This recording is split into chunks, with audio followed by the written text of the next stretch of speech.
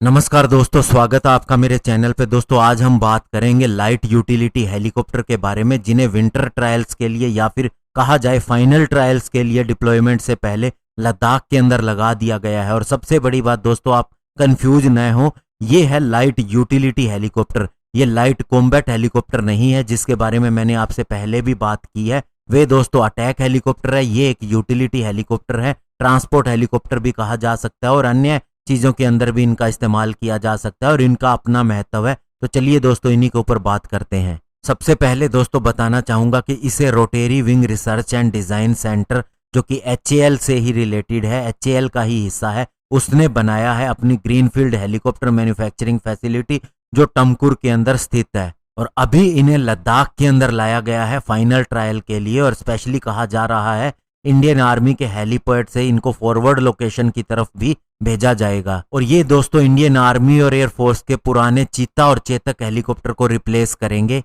और दोस्तों सोचने वाली बात यह है कि ये चेतक और चीता हेलीकॉप्टर बेसिकली 1950 के डिजाइन के ऊपर आधारित है, जो फ्रांस के हेलीकॉप्टर थे LOT, उन्हीं के ऊपर आधारित है। तो सोच सकते हैं कि कितनी पुरानी टेक्नोलॉजी का हम अभी इस्तेमाल कर रहे हैं। लेकिन दोस्तों अब अगर ये हेलीकॉप्टर शामिल हो जाते हैं तो ये बिल्कुल ही नई जनरेशन के हेलीकॉप्टर हैं। और इनकी वेट की बात करें तो 3 टन है। और इस मशीन की खासियत ये है कि ये हर तरह की क्लास के अंदर शामिल हो सकते हैं, मिलिट्री के लिए भी और सिविल वर्ल्ड के लिए भी। और ये ग्लास कॉकपिट के साथ में आते हैं और इनका इस्तेमाल रिकॉग्निशंस, सर्विलियंस और लाइट ट्रांसपोर्ट हेलीकॉप्टर के रूप में भी किया जा सकता है। ये 235 किलोमीटर पर आवर की स्पीड से फ्लाई कर सकते हैं और 400 किलोग्राम का पेलोड भी रख सकते हैं। और ये HAL के द्वारा बनाए गए शक्ति इंजन से संचालित होते हैं और इसको इतनी पावर मिलती है कि ये हाई एल्टीट्यूड मिशन के लिए भी डिमांड को पूरा कर सकते हैं।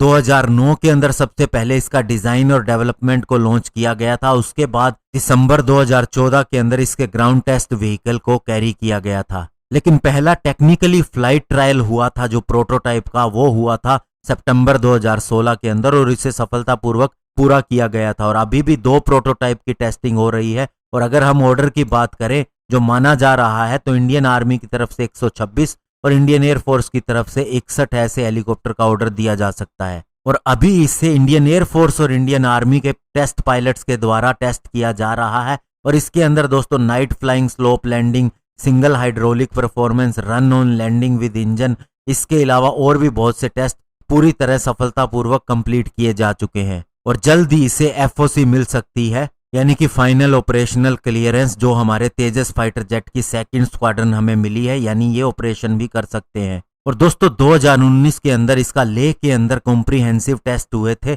बेसिकली दोस्तों एक्सट्रीम टेम्परेचर कंडीशन के अंदर और इंटरनेशनल स्टैंडर्ड एटमॉस्फेयर के हिसाब से ये किस तरह से परफॉर्म करता है, ये चीजें देखी गई थी। और इस टेस्ट के दौरान दोस्तों इसने होवर भी किया था लेह के अंदर, यानी कि एक जगह पर खड़े रह के जैसे पंछी मंडराता है, हेलीकॉप्टर के अंदर भी ये कैपेबिलिटी होती है। और बहुत ही इंपॉर्टेंट टेस्ट होता है, वो भी इसने पूरा किया दौलत बेग ओल्डी के अंदर, जो कि 17,000 फीट की ऊंचाई के ऊपर स्थित है।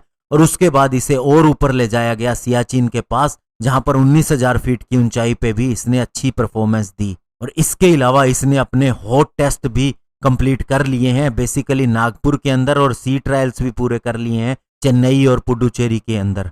तो दोस्तों इंडिया का लोकल बना देसी मशीन, जिसने हर तरह के क्लाइमेट के अंदर अपने टेस्ट पूरे किए हों, हमारी सारी आर्मी, एयरफोर्स की और इवन नेवी की भी अगर रिक्वायरमेंट होगी तो ये पूरी करेगा, सिविल सेक्टर के अंदर भी पूरी करेगा और जल्दी इसे इंडक्ट किया जा सकता है। धन्यवाद, जय हिंद।